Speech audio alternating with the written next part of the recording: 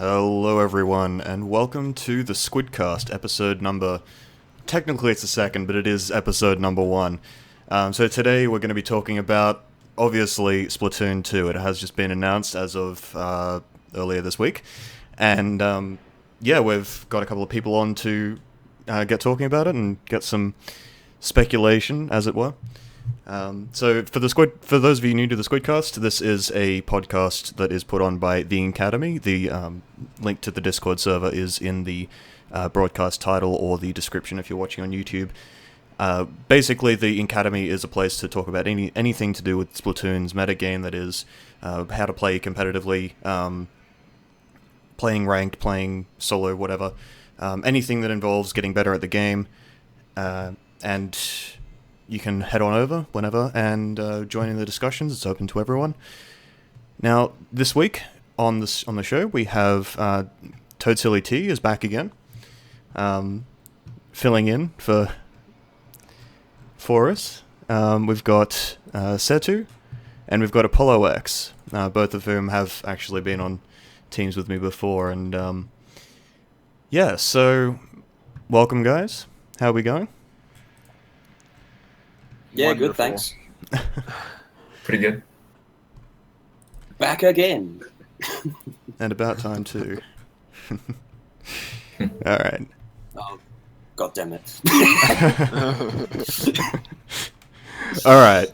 So Splatoon 2. It's been announced. We've got some screenshots up on the stream. So obviously, the game's probably not close to being finished yet. That's definitely, pre-release footage that they've got. It's very much pre-released. There were a few little hitches here and there. I think there was, one thing I noticed was they had, one particular point they were swimming through enemy ink or something.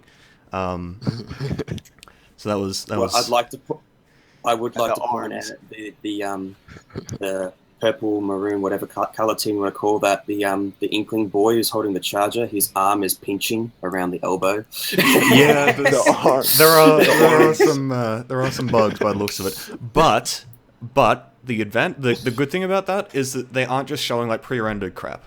Because that's sort of the common thing in game trailers now is you'll see a trailer of a game and it's just all pre-rendered. No in-game, no in-engine. Well, sometimes in-engine, generally not in-game, but this is clearly, actually a thing that they're doing in the game with real models. Maybe the footage that we saw was still Splatoon, regular Splatoon, just being played on the NX, but yeah. So... You mean the Switch? Yeah. Sorry, yes, on the Switch. That's actually going to be really hard for me to get used to. I've just been calling it the NX for so long. We all have, don't worry. Yeah. Still crossing that bridge. Alright, so anyway, first topic for today is literally pants. So obviously in these screenshots we see that a bunch of the Inklings have actually got, proper fresh pants on, which is interesting because there's also a couple other things. If you obviously that was the big deal that people noticed, but something else that people may not have noticed is that not all Inklings actually have headgear, and I think a couple of them still don't have pants, and then one of them has gloves, and so there's a sort of weird mix of and obviously there's the hairstyles as well, which I'm pretty sure everyone noticed. So, I think, this is sort of leading into one of the problems that a lot of people have with Splatoon as it is now, is that the gear system is very tedious, and it's a little bit shallow, because you only get your three mains and 9 subs, and the 9 subs you usually have to gear edit to get what you want, and if you don't happen to have what you want, then you're kind of fresh out of luck. So, what do you guys think that the devs can do to improve the gear system by taking advantage of these new, fresh changes? Let's start with Toad on this one. Me? Oh dear.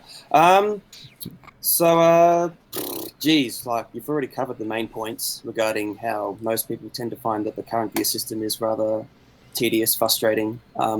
the West was very quick to adopt gear editing because they're just so sick of sitting in front of Spike for 2, 3, 5 hours, rolling endlessly just to get what they want. So that's probably going to have to go first.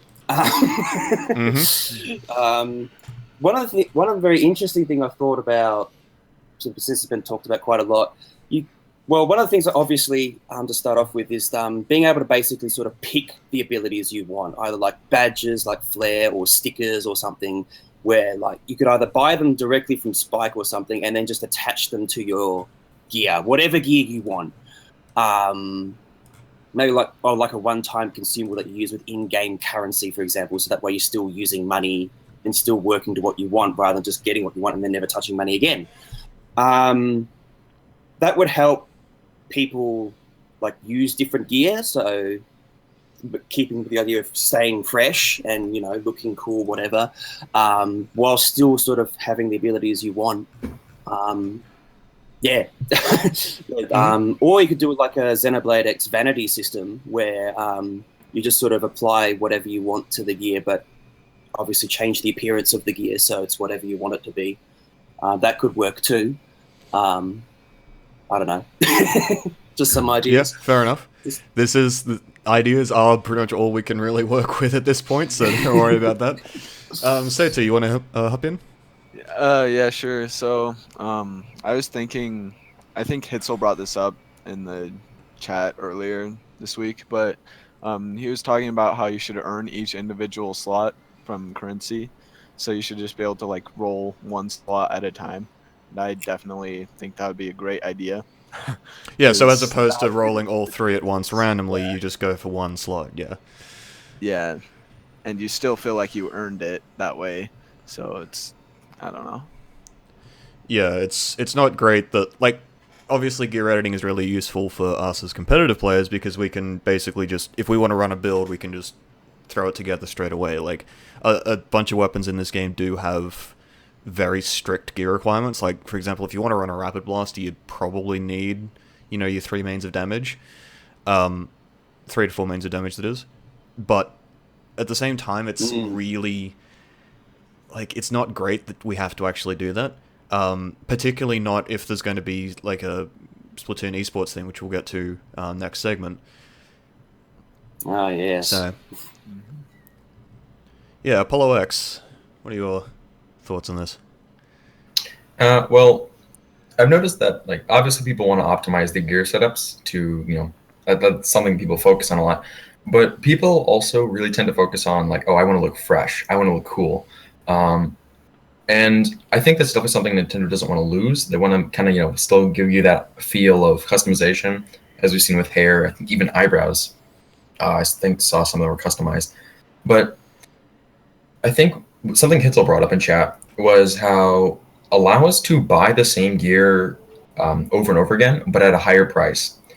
So, we're kind of limited to 5 ink resistant shoes. Basically allow us to keep buying those shoes, but at a higher price each time.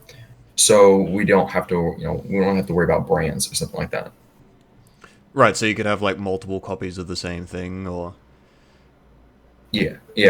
And then too, I think, because Nintendo doesn't want to drop the brand thing, I think they still kind of want to keep that. So maybe make it somehow so you can still put abilities on gear. Like, you can put any ability on the gear, but it might cost more to put, like, a certain ability on that gear, if that makes sense. Yeah. Right. Actually, yeah, so, like, the off-brand thing, like, if you wanted to put, your defense up on a crack-on shoe or something, you'd have to pay double or something like that. But if you wanted to put swim speed on, you pay half. Because, actually, that's a really good idea. And the eyebrows thing, okay, I hadn't actually noticed the eyebrows thing. That's legit. You can actually see in the green team picture at the top here, the kid on the far right has really small eyebrows, and the kid on the far left has really big eyebrows. I don't. Yeah, so like they're kind of like they're going all out on the customization. So we're all going to spend 1 hour or 2 hours upon first getting Splatoon 2 just customizing our look, right, guys? Right down to the eyebrows, yeah. Dude, nice. No yeah, size. a point in chat. Paying for specific gear. Hang on, one sec. It's not scrolled properly. Why? There we go. So yeah, what about paying for specific gear slots instead of rerolls? So what I just sort of on top of this, I think if you want to sort of still have that like addictive gear rolling aspect to the game, what you could do is have like when you like say you still have your 3 slots of gear, which may not happen by the way, but let's just say you have three slots of gear. First one rolls, like you pay for your roll on that or whatever, like you roll say damage up or something, and then the second, but then that's locked in once you get the second roll, for example. So like you do the first one, lock it in, do the second one, lock it in, do the third one, lock it in. It's pretty easy to get a triple or whatever. But then if you want to go back and edit it, you reset it completely. So it's sort of like it's not ideal in the sense that you would prefer to just edit whatever you want, but it sort of is a best of both worlds kind of thing where you have Nintendo's sort of thing of trying to keep people playing the game by using the gear system, plus then also having the ability to customize it directly. So I don't know. Like that was just a thought. If you're coming sort of from the more casual side of things and the actual addictive sort of mini game side of things is an important concept. Well, I mean that's definitely true, but I think one of the big things with the negatives with the current system right now is the grind fest. Really, is that it just takes so long to amass the right amount of money, enough money, and of course now we have snails now that Splatfests are over, but even then that takes ages. Yeah. But it just takes so long with the current system to be able to rack up enough currency to do enough rolls to hopefully get something you want or close to what you want, that it's more tedium than enjoyable, which again feeds into why. Yeah, that's sort of what I'm getting at though, is like if you have the specific roll system, you can avoid the tedium because if you know what you want, you'll just go for it, right? Like if you know you want your damage, your triple damage or whatever, you just say, give me damage. And you know maybe there's some element of luck involved in that, but like you could have, if you had that, the competitive players would be able to roll whatever they want pretty quickly, right? It wouldn't be blowing like 4 million squid coins on an anchor sweat just to get a triple damage, which I actually had to do when I was playing E-Leader. Like, and that's like the favored roll. It's like a 1 in 33 or something, and I still had to blow 4 million squid coins on that noise. Like, what on earth is that? But you better wear that. You better wear that a lot. You could get lucky and only spend 300,000, or get unlucky and spend 9 million. Yes. I think it's almost a given at this point that if in Splatoon 2, if people if they still screw up the gear system or whatever in the next game, we're probably gonna get another gear editing system in the next system. Yeah, probably. I mean, and it all depends on how things work out, but I think that's still something that could happen. Yeah. Anyway, speaking of big squid bucks, the end of the trailer, we had a pretty big Splatoon tournament being shown to us, where, like, obviously they were trying to push the, you can play local multiplayer and then go and, like, do LAN or whatever. But yeah, we had an actual Squid Game tournament at the end of that trailer with what looked to be, well, not what looked to be, it was a Japanese team playing against a Western team. Now, we're not going to talk about Japan versus the West again this week, but I think the important thing to take from that is Nintendo, at least some level, is wanting to make Splatoon into a proper global esport. Now, I personally don't like the term esports, but it's what people are used to, so we're just going to roll with it. So, basically, at this point, we've all been playing Splatoon for quite a while, right? And some of us have played. Did any of you guys go to what's it called, the Splatoon LAN? Its name's escaping me. Squidstorm? No. I couldn't make it. Well, that's No, I didn't. Like, Squidstorm was a massive success, though. Like, a lot of people came away from that saying, that was amazing, let's do it again. You know? And, of course, most of us have... I'm pretty sure all of us have played in tournaments at least some point. So, we've all played in Splatoon tournaments before, so what are some things that they could do in Splatoon 2 to try and smooth the tournament experience, both in terms of LAN and online competitions? So let's start with Setu. Alright, so, just barely, I was thinking back to Japanese turf war tournaments about the gear, because they only allow main gear abilities and no subs at all. So I thought that was interesting, and that like weakens the chances of them actually changing the gear system, the gear rolling system. But anyways, back to topic. So basically, I think I just don't want them to do turf war. Honestly, that's my biggest thing, because the biggest Japanese tournaments were turf war, and that's like the complete opposite of the Western scene. So yeah, I mean, they could always change turf war to make it not as awful. Yeah. For competitive, but yeah, because in Japan, like we were talking about last week, the main competitive mode is Splat Zones. Like the other two are just not played as much. Hopefully, Nintendo will sort of say no, you're playing all modes, but that could of course include turf war. So who knows? Yeah. So yeah, Polo, anything to add on that? Well, I think like the most common thing that people bring up when they say, like, "Oh, well, what do we need to add to this game to make esports?" is spectator mode. It's obviously not too difficult to set it up for like a Twitch stream to to present multiple views or whatever, but something for just like someone like just a regular person who just plays Splatoon, just for them to watch like high level matches, I think would really help the scene just in general. Because there seems to be like a big gap between people who are like, oh, they play competitively and in tournaments and whatnot, and people who are like, yeah, I played Turf War, and I played Aerospray. Aerospray's top tier, guys. It wins Turf War games. Apparently. Strikes, it was fire rate. But just, I feel like they need to like kind of close that gap between people, like people who just play Turf War, or people who play for casual, and people who play tournament-wise. And something like spectator mode would really help bridge the gap, in my opinion. Yeah, so like an actual proper in-game spectator mode where you can watch top teams play, or even just watch S+ ranked or whatever. I think, yeah. Because I do want to jump in here just really quickly. One of the things that's always sort of, for me, hampered Splatoon competitively is actually the maps. Because early on, the maps were very much geared toward...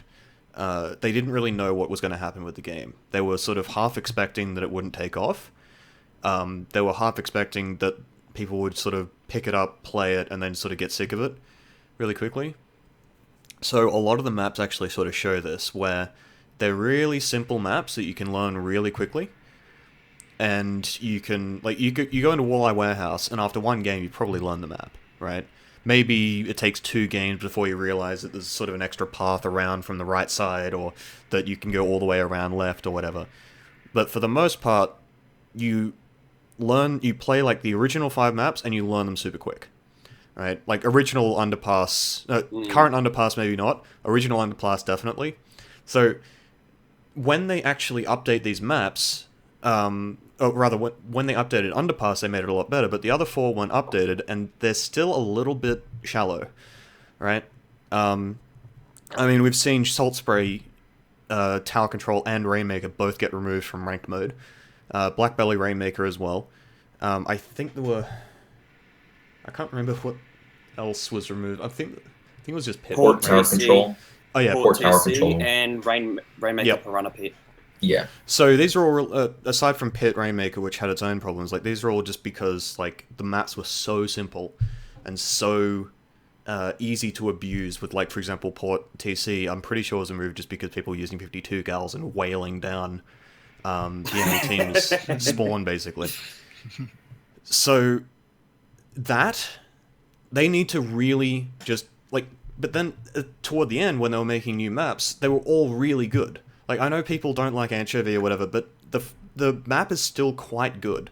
Like, Flounder Heights I suck at, but it's a really good competitive map. Like, there's pretty much everything post, like, Moray is a really good competitive map. And obviously Kelpdome's pretty good as well, and it's like, there are really good competitive maps before then, but they really need to hammer these maps out and make them really good for competitive play. Otherwise, like, things like Walleye do get pretty shallow and pretty easy to solve, and that shouldn't be the case in a competitive game. Well, yes and no. There's nothing wrong with having some simpler maps. Not everything needs to be a complicated jigsaw puzzle.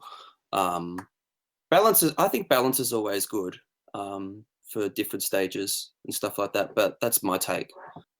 I definitely agree with your main point, though, but I'm sort of disagreeing with the fact that not everything needs to be ultra complex. Like, I don't know. Oh yeah, it's not complexity so much as depth, right? Because you look at Triggerfish, for example. Triggerfish isn't super complex. Like, it's still basically there's two sides of the map, and you either go one side or the other. It's like it's not too complex, but at the same time, how you actually approach going to those two sides of the map, like, do you send your short ranges one side, your long ranges one side, whatever? Like, there is depth in that, and the map is also to the point where you can't just solve it by having, like, for example, Salt Spray, right, where you have an E-leader standing in mid, and you have, like, a blaster camping one of the drop-downs, you have, like, Tanatech camping the other one, or whatever. It's like, you can't actually break out of that hold, because that's a legit, unbeatable, almost, way of holding the map, and that's why Salt Spray is sort of a bad map. So, anyway. I feel like Nintendo, like, when they're making maps, like, obviously they still need to have, like, at least 3, like, super simple basic maps, because when you think about it, like, yes, a lot of people who are playing Splatoon competitively right now are going to move over to Splatoon 2, but there's still going to be a ton of people who are coming to Noob, people who are coming back, and you really need those simple maps to get people accustomed to the game, to kind of know what's going on. But I feel like they also do still need to kind of keep maps that have those kind of like their little niche.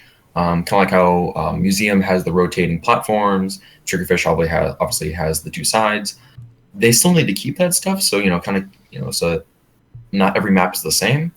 But I mean, I feel like for the most part, the maps are good, excluding obviously Salt Spray, who are just like a couple maps in this game that aren't built well at all. They should be fixed. Yeah, I do agree about getting people into the game. At this point, a lot more people are going to be more familiar with the game, and you also look at how new players might approach something like Anchovy, right? Where Anchovy is a mess. Like, it actually is. Lightly. Yeah, it's an absolute mess. Like, there are parts of the map that you just will not find unless you really go looking for them. Like, who on their first game is ever going to find that little fan off to the side of spawn that takes you up to a path that goes around to mid? Like, yep. No, there is. I'm pretty sure that is inked in like 1% of C- games, or some shit. That's complete speculation. I'm not actually saying it's a real thing, but I mean, probably is. Yeah, it's, oh gosh, like, but at the same time, you can sort of get a decent amount of complexity in the maps that allows them to be played competitively, while also allowing them to be something that a new player can approach pretty easily. So, if you take Walleye and sort of expand it out a bit, you can keep most of the good aspects of Walleye, like the fact that it's really simple, and you've got a very clear sort of pushing to the left and then moving across the map kind of thing. Like, people actually take control of the left side in lower ranks, like, and that's a really common strategy because it's sort of so obvious. Like, the map sort of pushes you to do that, and so it does really, like yeah, the complexity is a tricky thing, but yeah. They'll work it out. The team's gained a lot of experience over the time that they've worked on Splatoon 1. Yeah. And as you said, you see that can show through both the map design as, in the later maps that they've released and also in the balance patches that they have released. Like, they're aware of things. So they're not perfect, custom hydrolite loss. But they're not perfect, but they have learnt a lot, and they're definitely paying attention to the game and and various elements of the scene. So, I think the team have proven themselves that they're up to the challenge and they can do this well. So I'm not too concerned that they won't nail it down, if at least a little bumpy to start off with, like Splatoon 1. But it'll be good. But back, I guess, sort of briefly back to the esports topic. In addition to the spectator mode, which is something we've all sort of really wanted, and it does. I'd just like to make a brief shout out to Lean's camera viewer hacks that makes Splatoon 1 look really, really nice to watch. But like, if we get even something like that with, adjustable camera angles on the fly to other Squid's players, that'd be really good. That's not my point. My point is regarding the tournaments, I guess, and actually sort of Nintendo actually throwing attention to the community and the scene. And what I mean by that, I'm a bit of a Dota player, Dota 2 that is, and one of the things is that I know, but I mean, I mostly watch Dota more than play it, and it's familiar. actually really easy to watch it, to watch the game, not just just casual games like random MMR ranked games like you could do, say Splatoon, S+, whatever, but also tournaments. And actual tournaments either run by various groups in different countries, different regions, either official, unofficial, whatever, and throwing some spotlight on some of those things, like being on the front page of the main menu, for example, for some currently running tournament, getting exposure to some of those things so that people not only just are aware of its existence, that, hey, look, there's some people playing for some money that are taking this game seriously. You could watch this.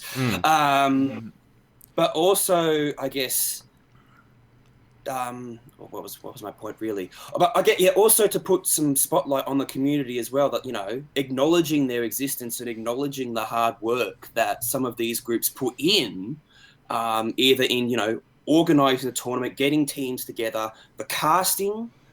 Casting can be a really powerful thing if you've got the right sort of casters on stream. To give good commentary on the game, that sort of stuff can really help elevate the tournament competitive side of things. I want to sort of look. Oh, sorry. Sorry. Yeah. No. I want to. Sorry. Go ahead. I'll jump in a bit. I've sort of watched some of the Nico streams for things like the Nico collaboration with the Nintendo tournament or Splatoon. Koshien, and whilst I can't understand 95% of it, I only know a little bit, but you can really feel the excitement when you hear the casters talking and upsets and things that happen, and that would be really nice to have for Splatoon 2 if we want to have that tournament focus. Yeah. So you made the point about Dota earlier, and one of the things I want to touch on there is that part of what makes Dota is still really bloody hard to watch if you have no idea what's going on, right? It can get very, very particle effecty, for want of a better term. But one of the things that Dota does, that Valve has done with Dota rather, to make it a little bit easier to watch, is they have a very specific, well, they used to anyway, have a very specific aesthetic for each hero, right? So, I remember watching TI1, right? And that's the international one. That was the first that was the big reveal for Dota 2 that was back in 2011, I want to say. And I remember watching that, and I had only sort of briefly dabbled in Dota 1, but one of the big things I remember was you had Tidehunter, right? So Tidehunter is this big blue fish guy, basically, and his ultimate is this massive screen clearing tentacle monster thing. Well, it's not really a tentacle monster, but it's tentacles come out of the ground and just stun everyone. But you could tell immediately what was going on because Tidehunter is a big blue fish thing, and the tentacles are big blue tentacles that just like when he belly flops, they come up and stun everyone, and it was really obvious what was going on, right? And Splatoon, I think, absolutely nails this. Shooters are in general much easier to watch. Like, I think CS:GO is becoming more and more popular, partly because it's so easy to follow what's going on. Like, you don't necessarily understand the nuances and the strats and whatnot, but if you understand pretty quickly that you have Ts and CTs, the Ts are trying to plant a bomb, CTs are trying to stop them. And then you can tell when the bomb's going off because there's a ticking sort of bomb timer sound, and you can sort of follow that, right? With Splatoon, you have very, very clear contrast in the colors between each of the two teams, and also you have the paint mechanic, which tells you exactly where everyone is and was, right? So when you have that sort of wide-angle shot, like what Lean's video's shown us, you can really clearly see, okay, this team, like, you imagine at the start of a game, right? You have the wide-angle shot, and you can just see both teams rolling out. It doesn't matter if they sort of go out of view for a little bit, or if it's hard to see them, because they have a big bloody paint trail following them, right? So you can really, really easily see what's going on, and because it's a shooter with, like, really clear, simple objectives, it's quite easy for a new player to just tune into a Splatoon stream and immediately see what's going on. And not only that, but because of the paints, you also have a pretty clear indication of who's winning at any given point. Even if the score, because that's another thing. Like, you talk about Dota, and this is a thing with CS as well. Is, Dota has the kill count, and Counter-Strike has the round count, but there's more into the game than just those things. Like in Dota, you've got objectives. In CS, you've got the fact that the sides are slightly imbalanced either way. And of course, there's things like the economy and whatnot in CS. But in Splatoon, you've got things like map control and whatnot, which are also displayed on the stream because you've got the big sort of colourful thing going on. So, yeah, like, I think in terms of esport viability, Splatoon is right up there. Like, they can if you have a decent amount of production into the spectator mode, I think it's, like, bound for success, particularly because it's going to get a lot of exposure in Japan, which is one market that a lot of esports games just can't seem to capture. But you're also going to get a decent amount of exposure over here in a crowd that's actually kind of not following esports at this point already. Like, you've got a slightly younger crowd who are sort of more into... Like, they just generally aren't into things like League of Legends. And, like, obviously there is some overlap, but... But yeah, so that, I think, is one of the massive positives in favor of Splatoon, is just the aesthetic. Like, it makes it look all cartoony and sort of kiddie, but at the same time, it's so much easier to spectate, and it also makes some of the nuances of FPS games, like map control and whatnot, really explicit, as Anepska just said in chat, in fact. So we've been talking about this as a topic recently, actually, but about map control being literal rather than mental. But yeah, so I did ramble for a bit there because I think that was, like, I sort of remember that I was going to talk about that, but I do. So this next topic is Squid Game Shortcomings, which is basically just, like, it's not supposed to be a negative thing. It's basically things that they can improve on. Just sort of more general things for the sequel, because Splatoon was, as I mentioned before, sort of made in a... nobody knew what was going on. The Wii U is dying, but it was dying even more so back at the time.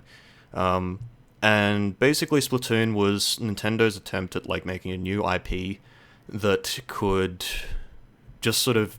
like, I think their sort of reserved hope was that it was going to get some more units sold and, do reasonably well, and of course it's become a roaring success. So the game was designed not with any kind of stable competitive scene in mind, but just it was designed to try and keep people in the game. Keep people playing it so that when new people would come in, it wouldn't be dead, right? Because they were expecting sort of a trickle of sales, which is what happened. And So obviously, when you design a game for that purpose, it's going to have some shortcomings, right? For a competitive side of things. This time around, they don't really need to worry about that, particularly if they make it a launch title, which we might get to later. So some of just going over some of the shortcomings that the current game has that we think should be improved and how we could improve them. So let's start with Apollo on this one. Something I kind of wanted to point out. So from, I would say, like, let's go August update to like January. The scene was really strong, and there was a lot of teams, and there was a lot of competition, and the various tournaments and whatnot. And I think that was really good. And also keep in mind from that point, I think like up until maybe February-ish, Nintendo kept rolling out updates, and they would do patches, and they would add new weapons and maps and all that. So they were always adding a little something, whether it was just a little weapon or a patch or whatever. And that really kept people kind of in the scene. It kept people interested, and it kept people like, oh, what's going to happen next? Or I'm waiting for this to come out.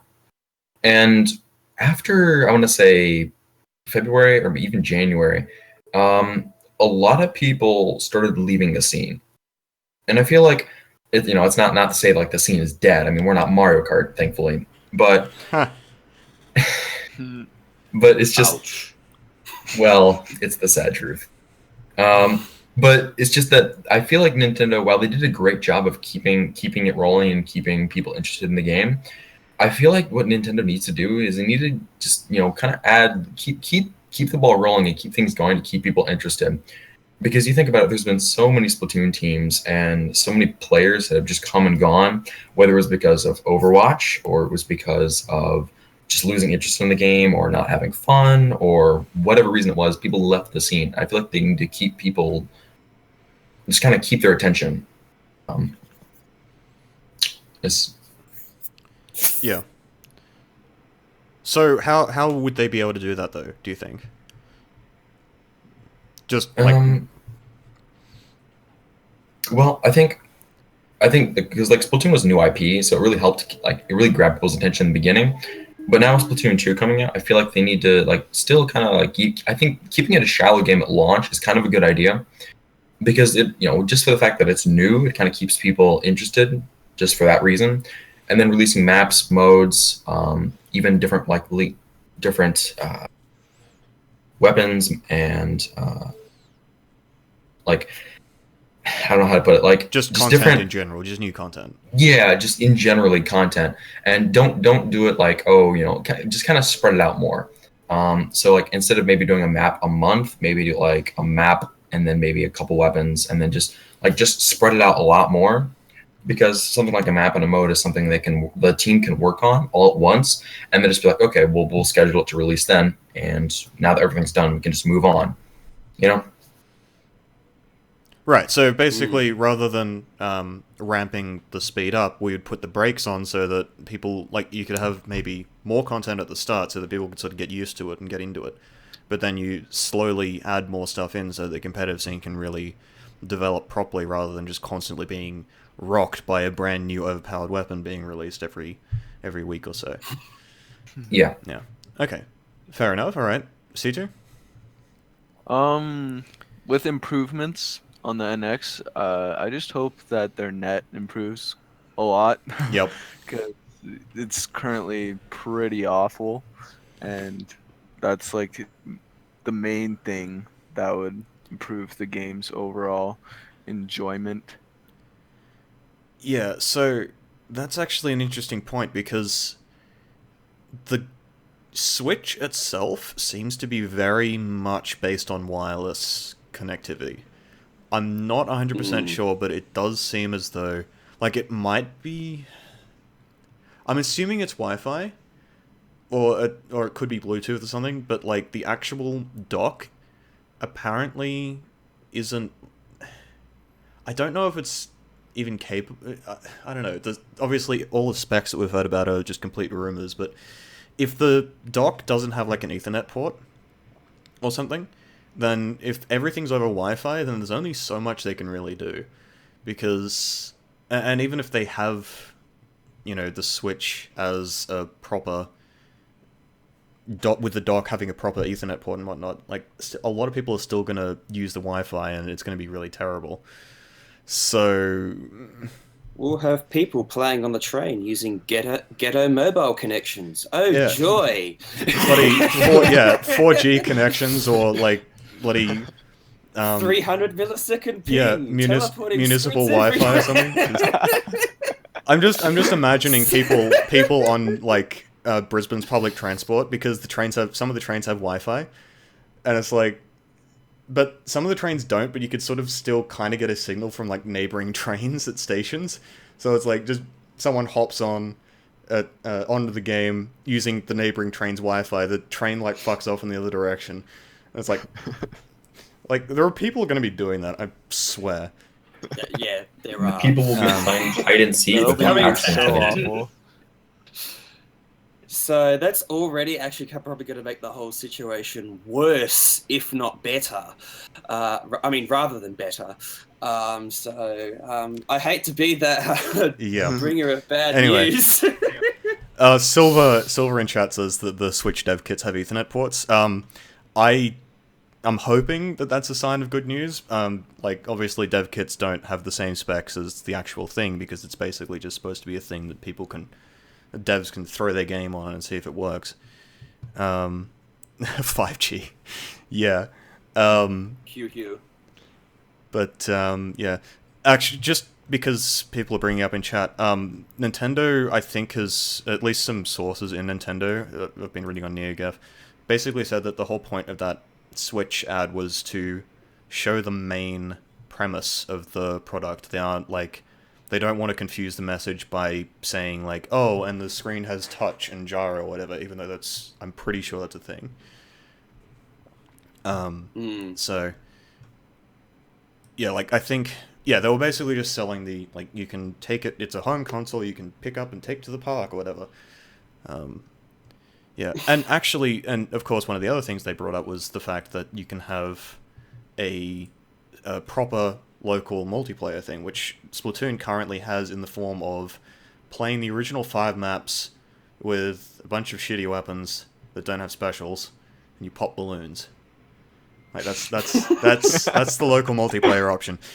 In order to actually get gyro controls in both players, you literally have to tape a Wii remote to your Pro controller. Like, that was the best they could do. Duct tape sales will go up. Nintendo branded duct tape. Yeah. No. Name brand. Saro64, are you talking about 5 gigahertz? Or, because 5G and 5 gigahertz are different things. But yeah, 5 gigahertz would help. Hopefully that would definitely help a lot. That way, when someone turns their microwave on, it doesn't kill the internet for like half the people in the room. But yeah, so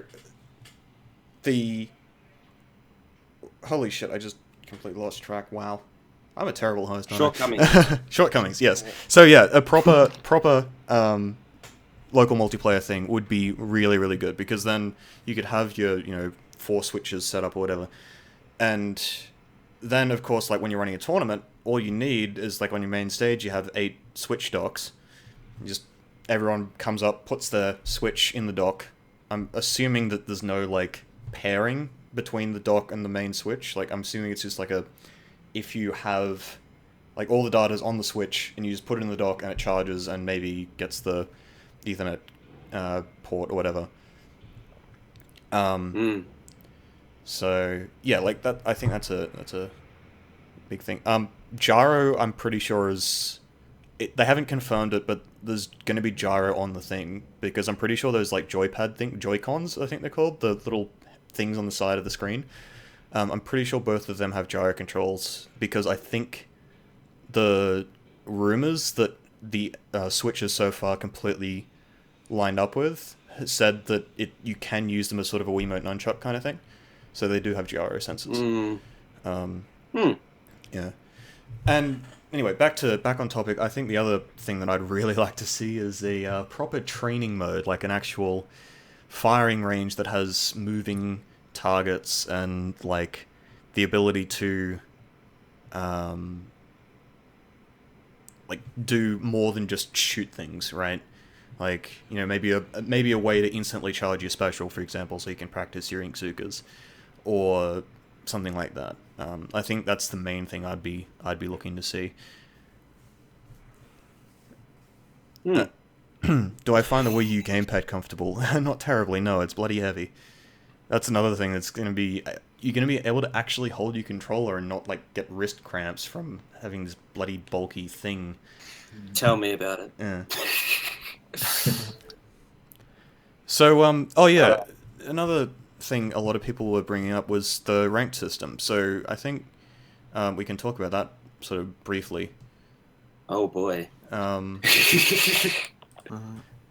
Just before we do, I just want to mention we aren't going to do like a proper Q&A. It's going to be like the fourth segment plus Q&A at the same time, because it's sort of like a opening up the floor kind of thing to let everyone have their say. So yeah, anyway, so the ranked system, I think I can pretty much attest to the fact that the ranked system for a long time was awful.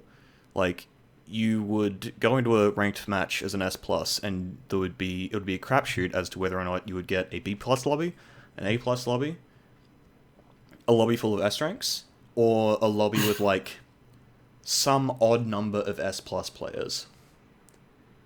And it would basically just be awful, right? You'd go in, you wouldn't be able to practice anything, because you'd be forced to use like the very best weapons that you'd stand a chance of carrying if the teams were lopsided.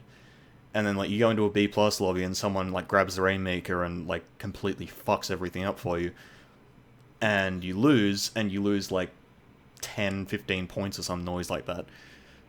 Which was very, very frustrating. Like, and not only that, you didn't even learn anything when you did it. Obviously, they've fixed that now with the S+ exclusive lobbies, S rank exclusive lobbies, and A rank exclusive lobbies. I think it's A pluses can only be matched with A's or something like that. I can't remember how it goes now, but so that was a really good step in the right direction. But at the same time, the ranked system still has its flaws in that, for example, you can quite easily get to S rank by playing squads, right?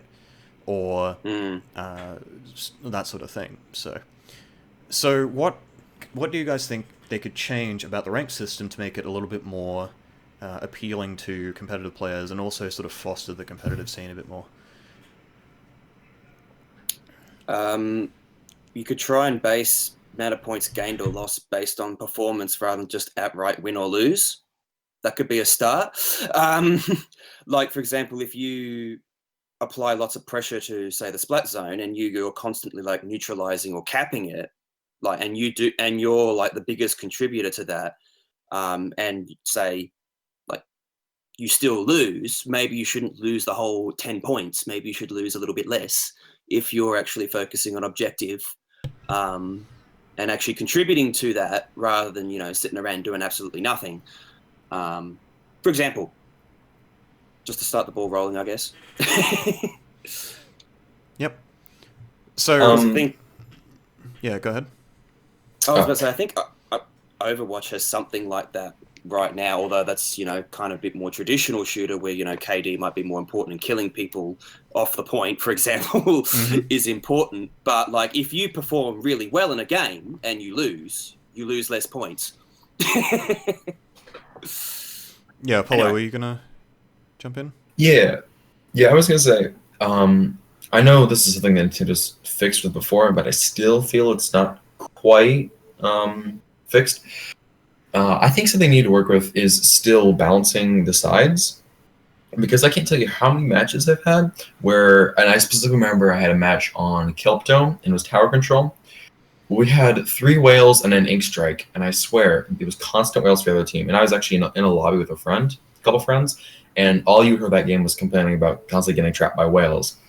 I feel like they really need to tweak the just the balancing with specials, even subs, and even I've had matches where it's like, oh well, 3 blasters against like 2 chargers.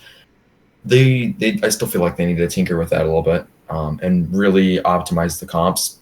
I know that's not always possible, but sometimes it's like that shouldn't happen. Yeah, we had a thing in chat just now about making it so that you don't gain more than you lose if you have a 50% win rate between C minus and B minus.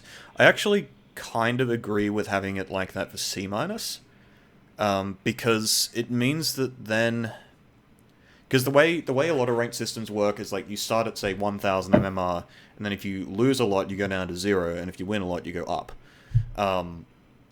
Whereas in this system it's you start at C minus and you just go up, right?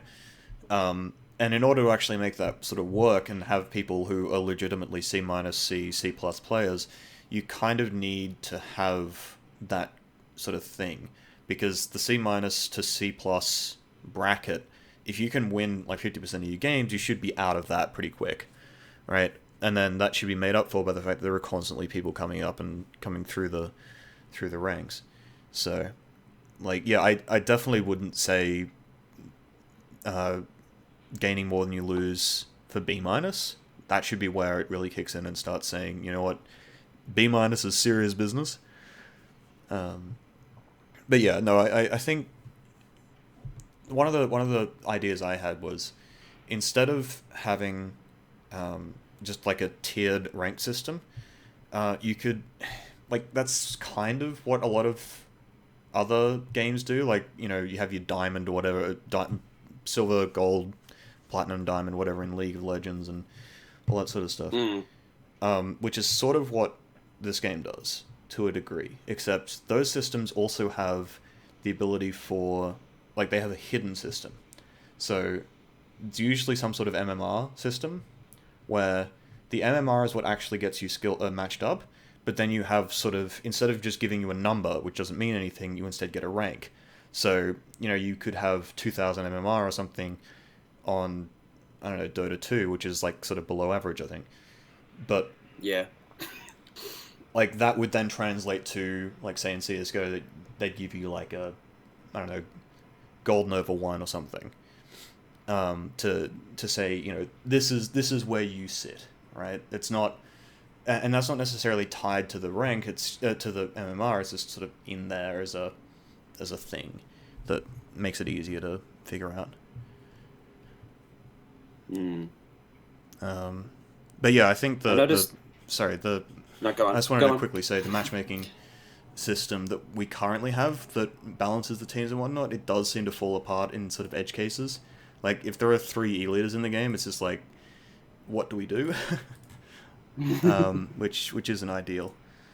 But yeah, anyway, I guess we can move on to the sort of final segment here. So as I said before, this isn't going to have, we aren't going to have a Q&A thing today, like an explicit one. We're going to just have a big Q&A or chat participation thing right now with just wild speculation, which basically anything that you guys really want to see in the game that we haven't already spoken about.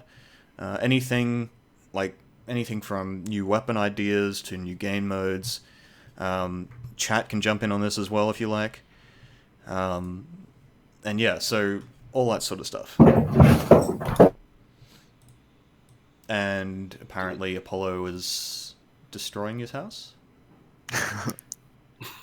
My dog is very interested in what I'm doing. Right. On that topic, so I had an idea actually. I was in a voice chat with some friends, and we were talking about like game mode ideas. And one of them that came up was almost kind of like a treasure hunt, if that makes sense. But there'd be an objective, and it'd be split up into 3 parts.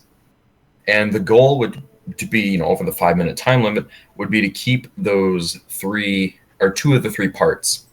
So obviously, you know, there'd be strategy in like going out and trying to capture one of the parts. There'd be strategy in trying to trying to defend them. And so something like that was something that came up. Yeah, so I think a lot of the game modes we can point to other FPS games as examples. So I don't think Splatoon really lends itself to a sort of CTF kind of thing, because CTF you kind of need randomized spawns to a degree. because otherwise it's sort of like we've all had the problem in Rainmaker of just like it's really bloody hard to run the thing because the other team has spawn advantage the entire game, whereas if you had random spawns around the map, it'd be a lot easier to occasionally sort of like if you got a wipe on the enemy team, they'd be spawning in from say the side of the map instead of the middle. So that's definitely one thing that you have to take into account with new modes, and well, I do sort of like I like the idea of the multiple like the three zone sort of thing where you control two of them and you get points. It's just a question of how that would actually work, because like take Arowana for example, like where for example it again this sort of goes back to making better maps, but like on Arowana you couldn't really have three zones. Like you'd have one in lower, one in mid, one in the enemy team's lower, whatever, which would sort of work. But then it's like if you control mid, you generally control your own area too, and it's like then it just becomes kind of like zones again. I don't know. Well, it was something kind of more like Rainmaker. It was like a Right. physical object that you hold, and then like that object would kind of give you some sort of enhancement. If that Oh makes yes, sense. I see. Okay. Yeah.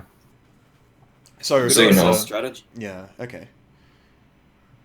You could also strategize that. Like, do you have two separate teammates picking up two parts, or do you have one person pick up both parts, and then they just become an even bigger target? So, interesting Yeah. things like that. That sounds good. And then Bubble would be even more overpowered. Yeah. No, Um, no specials allowed. Oh, gosh. When holding it. Yeah, so speaking of specials, I sort of figured, like, because it's kind of hard to come up with new weapon ideas and whatnot, because a lot of the, like, there are weapons in this game that we probably wouldn't have thought of to begin with. Washing machine. Yeah, like the sloshing machine. But at the same time, I think there is a fair bit of leeway if you sort of really look into it, because you can actually do a lot with the sort of concept of the blaster, right? So the washing machine is one example of this, where, like, if, for example, you had a sloshing machine that had a one-hit kill on the indirect, on the direct hit, rather, I should say, but then the same damage on the indirect, it would be sort of a much slower shot blaster that doesn't do as much damage on the indirect, but like sort of has different hitboxes and whatnot, which is, I think, quite interesting. And you can also tweak things with like the run speed, the swim speed, and whatnot. So I think like some of the ideas were something like a crossbow or something like that, where it's kind of like a blaster that like doesn't have AoE, but it's also not a charger, because chargers you have to charge up to shoot them, obviously. Whereas with the crossbow, it's sort of more like a blaster, where you shoot a shot and you have a really long reload time. So I think that might have been what they were sort of going for with blasters, but then the crossbow would sort of like be a faster shot that's easier to hit. But then, like, if you get rushed down or if you miss, you're completely screwed, sort of thing. So you know, there is some room for new weapon types. And as C Squid Kid said, a spray paint weapon. So I think people have been suggesting like a hose type weapon as well. Like there's all sorts of different things that you could do. What about 3 map rotations? Oh, 2-hour rotations. For those new game modes. Would that be nice? yeah, it'd be really bloody nice to have proper playlists instead of like I don't mind in concept, particularly for Turf War, having like a couple of maps that just rotate for a 4-hour thing. But for ranked, it really should be something more. Like, oh, it's so tedious. Just playing 2-hour 4 rotations, hours, please. 4 hours of the same 2 maps on the same mode. Particularly if it's like one really good map that you really like, and then one really shit map.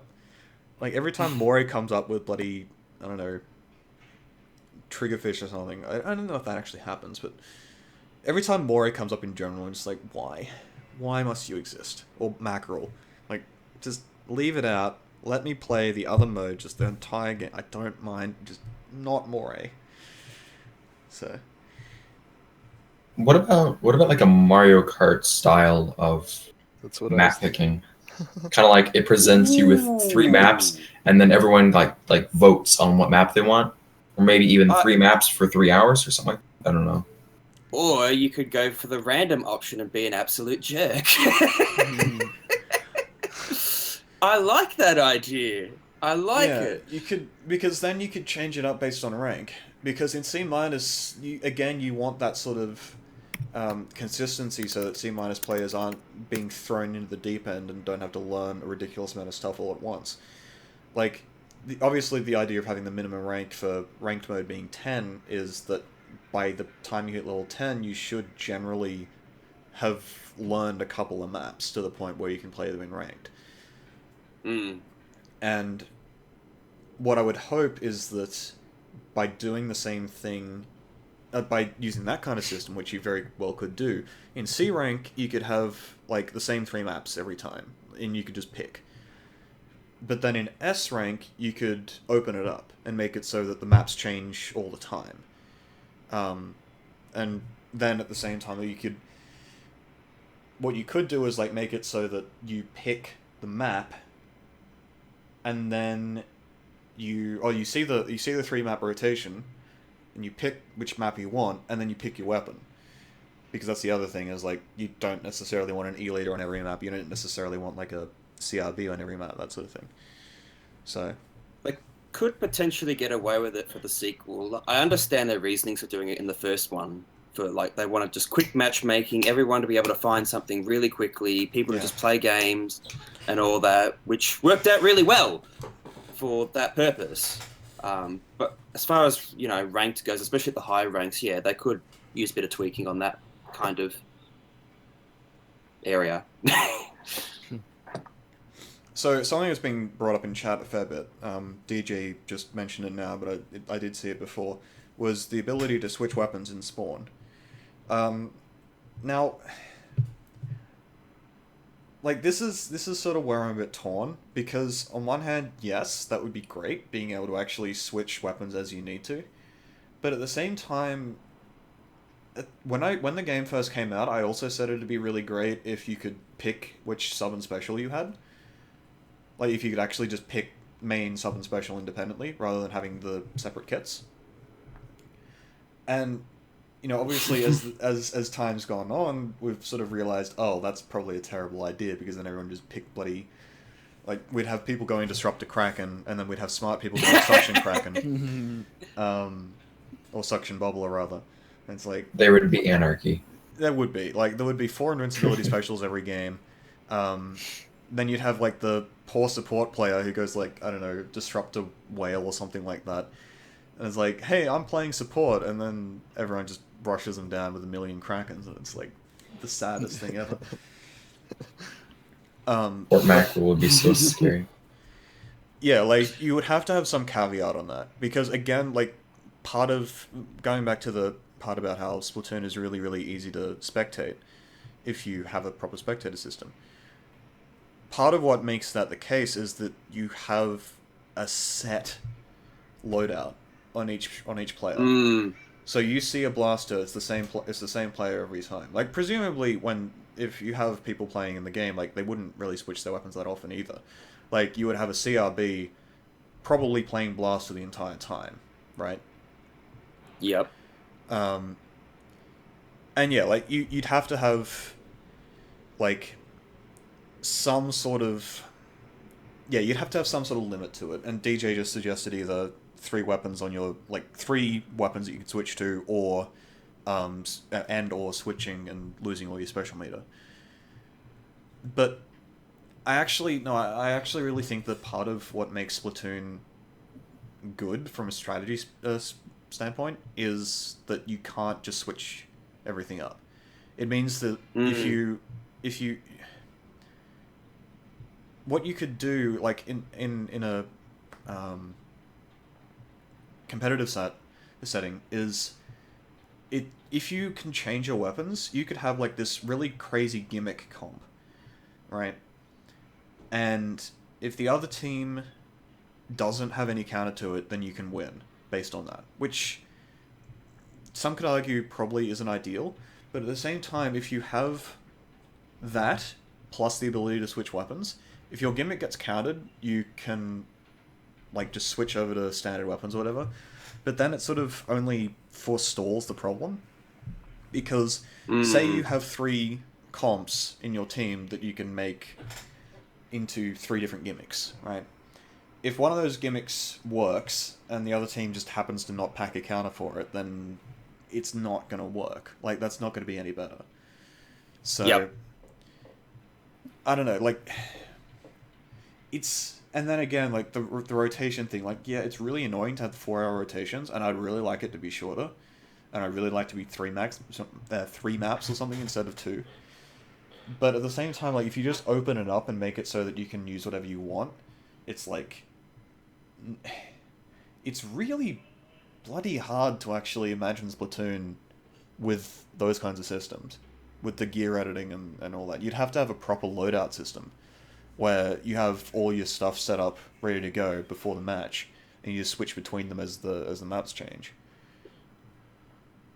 So, I think being able to like change everything in a game on the fly, like have a loadout with different weapon and even different gear, is rather counterintuitive. Oh, we're losing. Switch to the quick respawn sets quickly. For example. But one of the good, as you said, one of the good things now, and the information is all in the game, that you know what each player has. You know what weapon they have, you know what gear they have, and you know what that gear does every time they kill you. And if you're really good, you can tell what each gear does just by looking at them. And then all of a sudden, if that's constantly changing, then you're constantly having to adapt and readapt. Do we want that in Splatoon or not? I guess like, that's a question we need to adapting ask and whatnot, ourselves. Like, it's really easy to say, oh, well, if you're a good player, you'll adapt anyway. But that's not the point, because you're dealing with imperfect information in that case. Which, or rather, you're not dealing with imperfect... It's not even imperfect information, it's no information. You have no idea what the other guy's going to have after you've killed him. Right? Yep. And it could be, again, like, he could just switch over to something that happens to hard counter you, and then suddenly, what the fuck is going on? Like, part of...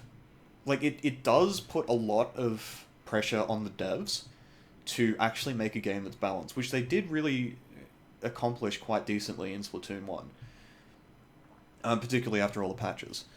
Like, if the game is balanced correctly, it should be that any team comp at least stands a chance of beating any other team comp. Unless there's just, like, hard counters, like... Any reasonable team comp, I should say. So, like, if you've got, like, 4 E-leaders, obviously that's going to lose to most comps. But, if you have a standard comp of, like, a charger, a short-range shooter, a long-range shooter, and a blaster or something, you know, that should be able to win most situations. Even if then it comes down to the player skill, which is what you want in a competitive game, is the player skill should be the main deciding factor. What if they did something kind of like what you said, like, you know, give you 3 3 weapons to pick from? What if you what if, you know, like we said before, everyone's in a lobby, they pick their maps, and then kind of like what happens in private battle, you go into your private battle, and it says, okay, here's the map, here's the mode, here's who's on your team, and you pick from your 3 weapons and say 3 hats, 3 shirts and 3 shoes, and you guys kind of work something out, and then you go into battle, versus being able to switch in game. So I think something like that might... You'd have to have some sort of party building sort of system, like, because obviously I can imagine people just deciding they want to run sniper and then saying fuck you to everyone else. Like, that's not a big deal, I would say, because at some point, like, it's kind of like how in MOBA games you have people, like, calling mid or whatever, which is a bit dumb. But then, like, you could have someone say, you know, I want to run Tenatech, and then someone else says they want to run Tenatech as well, and it's like, okay, well, that's fine, but then a third player says I want to run Tenatech, and it's like, we can't have 3 Tenatechs, that's stupid. You know, one of you should switch, but there's no real way of doing that, because there's no, like, communication mechanism in the game. Even if there was voice chat, like, you still wouldn't be able to say anything because chances are you don't speak the other guy's language. So... Yep. Yeah, I mean, I do actually think that's a good system though. Like if they did that, particularly in S rank or S plus, whatever, where people actually know how to handle team comps and whatnot, that would be quite something. Anyway, so we've gone a little bit over time, but I mean, whatever. It's Q&A. We can keep going. What was the other... I had one other... oh, yes. So, I was just thinking... because you know how Nintendo's been kind of secretive about this whole thing, right? The system comes out in March, and this is the first thing we're hearing about it about 6 months out. Right? Yep. So, 6 months isn't a very long time, particularly when you think back to, like... previous consoles, which are usually announced over a year before they're out. And, you know, some games, you know, obviously things like The Last Guardian are sort of memes at this point, but most games are usually announced at least a year before they're actually released. But in this case, Nintendo has released a teaser 6 months out, and then have said, we're not saying anything else until next year. Which I think is actually really interesting, because the way they're marketing this console, I know this isn't really necessarily about Splatoon, but we'll get to that in a moment. The way they're marketing this console seems to actually understand how social media works, in that social media, the reason why social media, part of why it's so successful, is because people don't have very long attention spans. And if you spread things out on social media, the hype goes absolutely fucking nuts for a couple of days, and then everyone forgets about it. Like, the NX trailer was announced a day before it came out. And somehow the entire internet knew about it. And was hyped for it, and is still hyped for it. And now there's all this discussion about the Switch and how it's got all these cool features. But they haven't really said anything, they just said this is what the Switch does. Like, they haven't said, this is the specs, this is the games, whatever. They've just said, here's our thing. And as a result, I think, like, I do quite like what Nintendo's doing with the marketing, because it actually works in the social media context. Like, people will spread this shit like wildfire, and they'll still have that hype engine going when the thing actually comes out. As opposed to, like, the 2-year release thing, where it's like, hey, it's 2015, we're going to release a thing in 2017. It's like, yeah, thanks. Okay, we're going to forget about it by then. Yep. And with Splatoon, I think I can only hope that Nintendo has realized that if you launch a console without games, it doesn't fucking sell. Now, I'm expecting that the NX, like, because the Nintendo 64 came out with, like, Super Mario and, what was it, Pilot Wings or some shit? It was, like, 2 games. Yep. But Super Mario was enough to sell the console, right? Then the GameCube came out with, like, fuck all.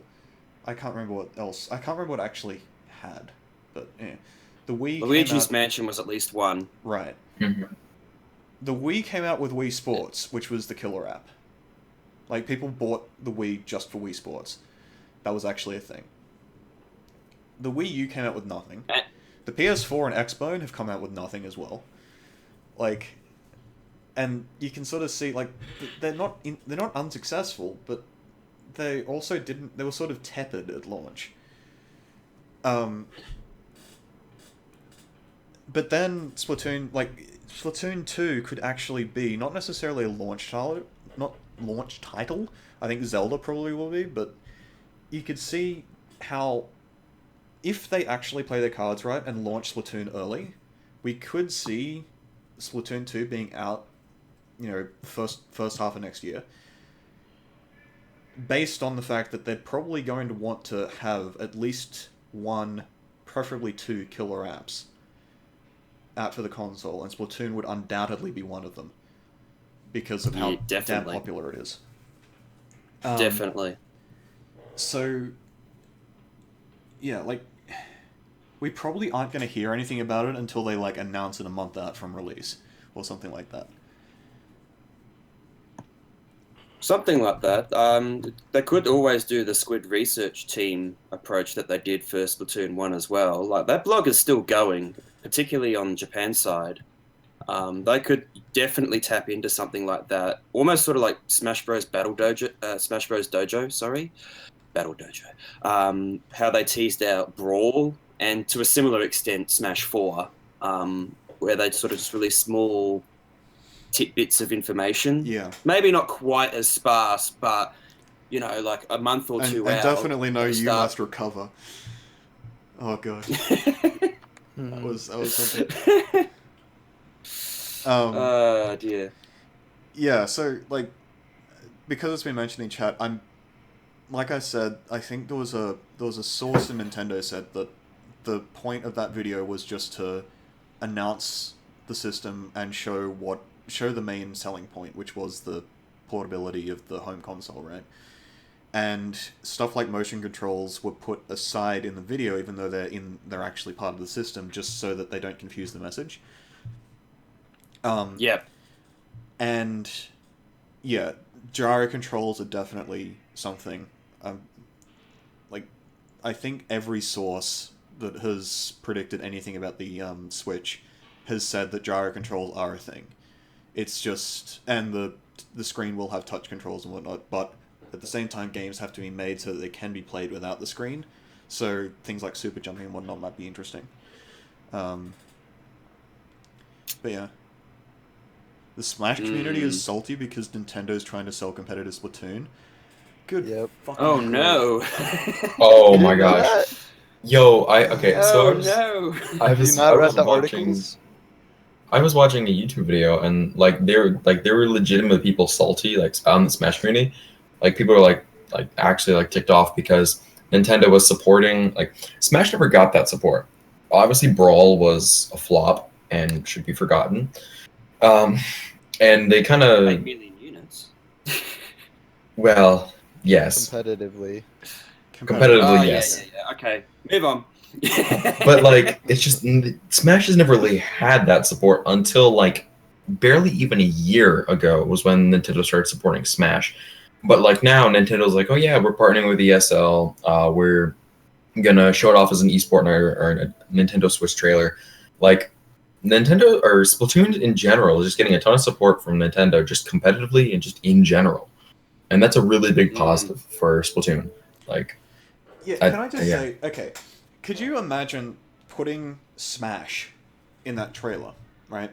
Because the whole point of that trailer again was the like switching modes between like carting the thing around in your hands and then putting it in the dock and like having it on the screen, right? So that last bit of the trailer was showing off you've got local multiplayer, but then you can put the thing in the dock and have your tournament or whatever with 8 players. You know, Smash doesn't really lend itself to that. Like, at that part of the trailer, at least. Like, they probably will support competitive Smash if indeed Sakurai makes another Smash game, which he probably won't. Like, didn't he say he wasn't going to do that? He said that before, and here we are. And, yeah. I think he said he was taking like an extended break or something like that. If anything, there'll be a port. Not only that, but Smash... There's no way a Smash game would be done this quickly. Like, it would be a port and that would be it. Whereas Splatoon... Like, it's a lot easier to make something like an FPS. Particularly something like Splatoon, where they've already got most of the engine put together. They only need to update the graphics and whatnot. Like... the Smash community, I've never been a big fan of the Smash community, but yeah, if they're actually salty, like, I can see why, because they have been routinely shit on by Nintendo. Like, Project M, I think, was shut down because Nintendo said stop. Like, they did a cease and desist and everything. Yep. Yeah, that blew up. So yeah, Nintendo has been shitting on the Smash community for a while, and this sort of could just seem like salt in the wound. Like, I'm not part of the Smash community, I don't know. But at the same time, Smash is not really what you show in this kind of trailer. Like it doesn't fit the message. Because competitive Smash is a one-on-one thing, and people know competitive Smash as a party game. Like the people they're selling the thing to know Smash as a party game. Splatoon, there's no mixed message in Splatoon. Competitive Splatoon is an extension of casual Splatoon. Competitive Smash is not an extension of casual Smash. So yeah, it just doesn't fit in the trailer. Like there's no reason to items, get Fox salty. only. Yeah. That's exactly on point. Final Dust. Yeah. Are you like this part about No, the Smash that's game? exactly on Nope. point. We're not doing that competitively. Smash still would have worked in the trailer as in a sort of like, oh, you can play it on the go, and then you could just chuck it in, and then you can play on the screen message, but not as the tournament thing. Yeah. Like I mean, we've got Smash for Wii U and Smash for 3DS. Like, it's not a very hard leap to say that hey, you can play it on the go and play it at home. Like, that part of it is fine, but so it still could have been shown if they wanted to, but not as the tournament thing. I absolutely agree with that. Yeah. Do you think Nintendo will go as far as to support their games competitively, like Capcom, or no? I can definitely see Nintendo doing that. So one of the advantages of something like Splatoon is it wouldn't be hard. Like, we've already seen Korokoro branded stuff in the game, and we've seen like some of the shirts in the game are branded as KOG, which is another clothing. Is it a clothing company? I don't know. I can't remember. It what is KOG King of Games. King of Games. That's King it. of Games. Yes. I think there was. Squid Girl. Yeah, Squid Girl. That's the other thing. Yeah. And then there's some Famitsu stuff. Like, they've already put branded stuff in Splatoon 1. It's really, really easy for Nintendo to put branded stuff in Splatoon 2 as a revenue stream, using competitive as the main way of advertising. Which wouldn't even be that bad either. Like, you use the Korokoro stuff, you don't give two shits about the fact that it's got a big Korokoro on the roller or the hat or whatever. Like, obviously it might be a little bit more obvious when you have like Coca-Cola or something. This is obviously not going to happen, but like if you have a Coca-Cola shirt or something, it'd be probably more likely to be Monster Energy or some noise like that. But like, if you have that kind of thing, you can obviously see it and you're like, oh, I know that brand. But at the same time, like, you don't really, particularly if you have like the wide angle shots or whatever, you don't really tend to see it that often. Like, it's just sort of a thing that's in the game, and people could buy it and be like, oh, cool, it's like, that's a brand I know or whatever. Don't forget that Japan had a lot of brand-associated Splatfests as well. And, of course, there was also the Transformers and SpongeBob Splatfests as well. Absolutely, though, I think Splatoon is going to get proper support from Nintendo, because not only can they make a lot of money from it, but also it's really popular, and it doesn't confuse the branding, because that's what Nintendo, I think, got so like antsy about with Smash, and also why I don't think there's ever going to be like proper competitive Mario Kart, even though there very well could be, is just because Splatoon is a team-based competitive shooter from the moment you start playing. Like, there's no mixed message, like I said.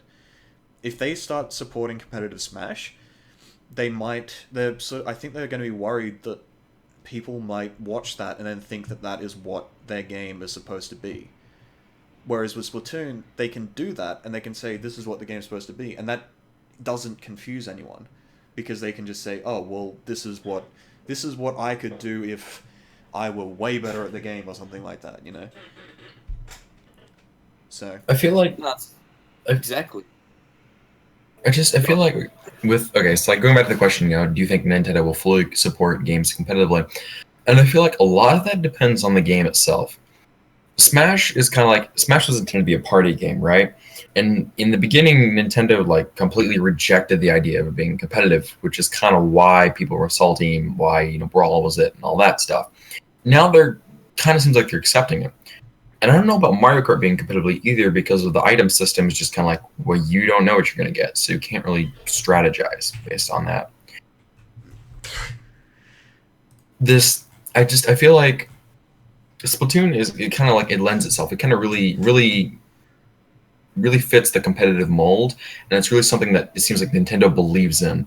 Mario Kart's kind of like a little bit of a lost cause after Mario Kart Wii, and I don't know. I feel like it really heavily depends on the game if it's going to be supported competitively by Nintendo.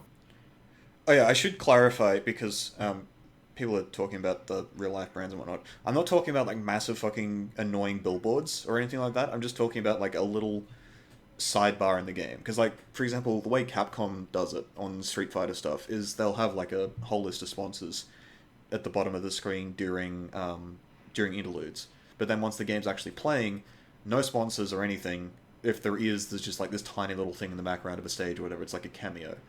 That is the sort of thing I'm talking about. You don't want bloody, full on like announcers saying this game is sponsored by Coca-Cola.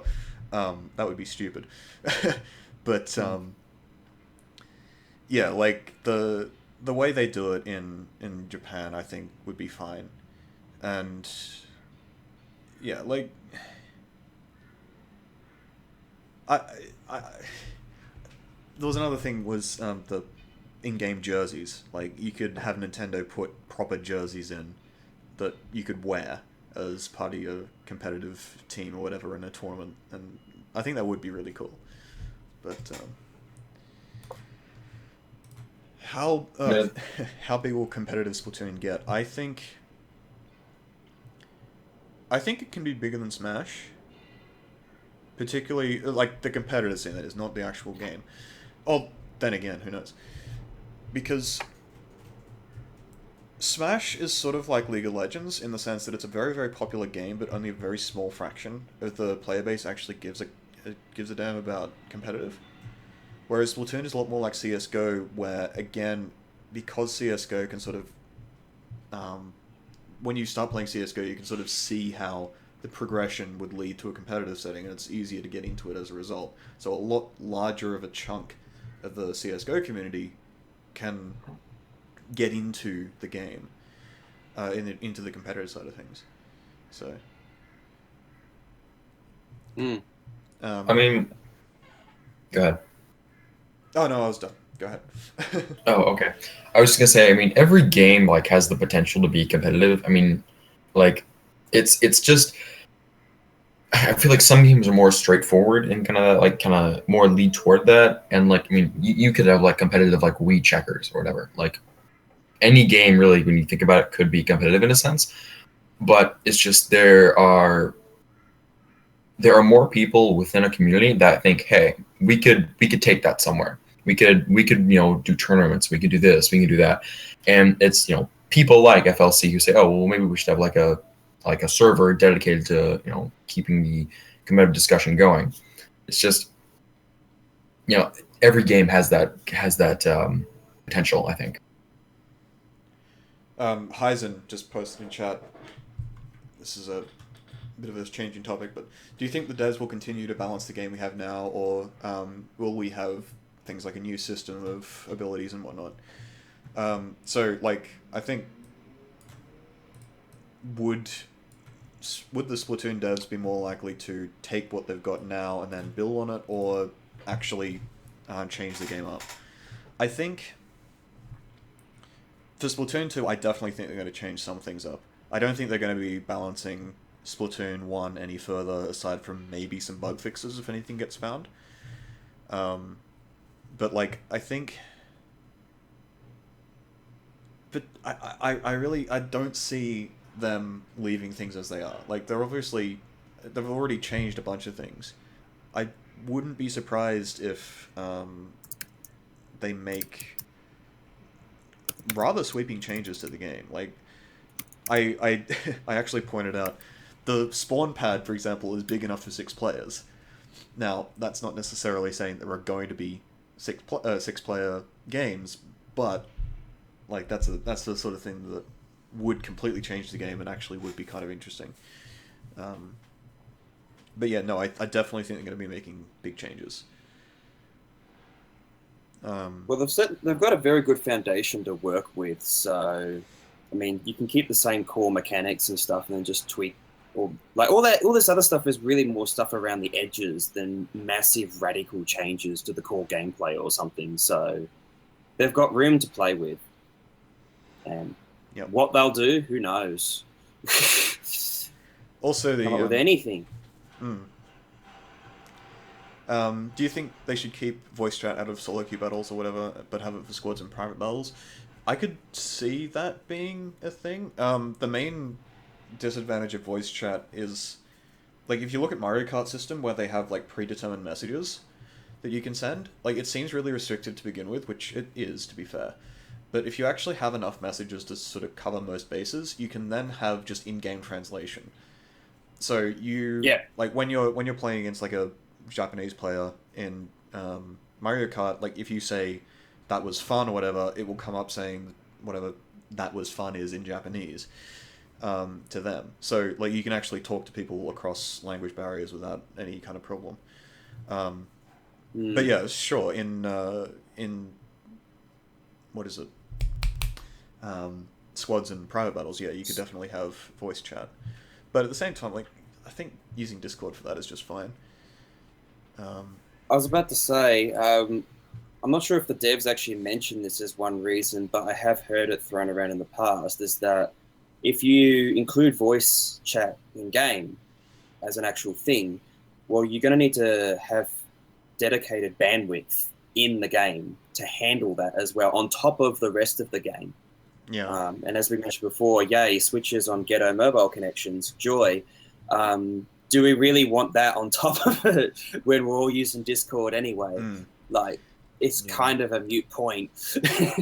Yeah, LNM in chat brings up another point that's quite often brought up, is that a lot of people, like, this game does have a pretty young user base, and nobody wants 10-year-olds squeaking in their headsets. Yeah, that's... No. Yeah.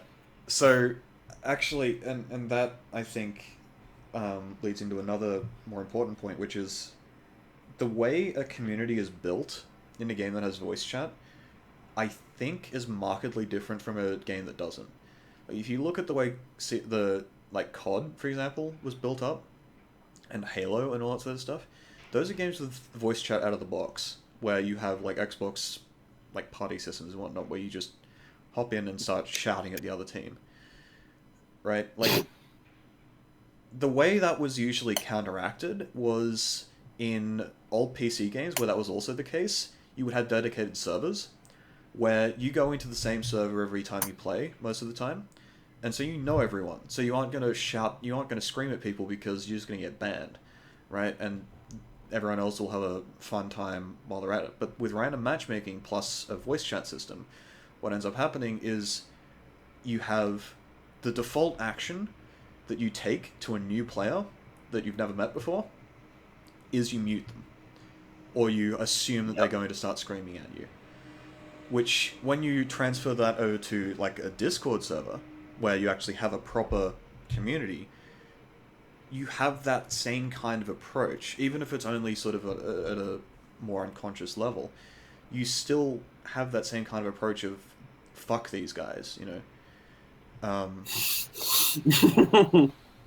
No, it's true.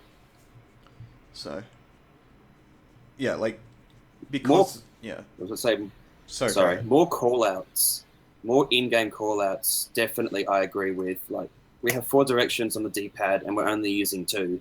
Come on, we can have, like, push now or fall back or something as well. Come on. Just as an example. Or even, which even again like ties into the whole translation. Even like a radial menu where you like hold down the left bumper or something, which is currently unused, and up pops a little thing, like a circle menu, and you just press a direction on the stick and you have a call out. Yeah, that would also be pretty cool. Yeah. What a save! What a save! Booyah! Booyah! Booyah! Sorry. Yep. Anyway, I think that's about all we have time for this week. We did go a little bit over time again, so I think in future, like I was doing assignments all week, so I couldn't quite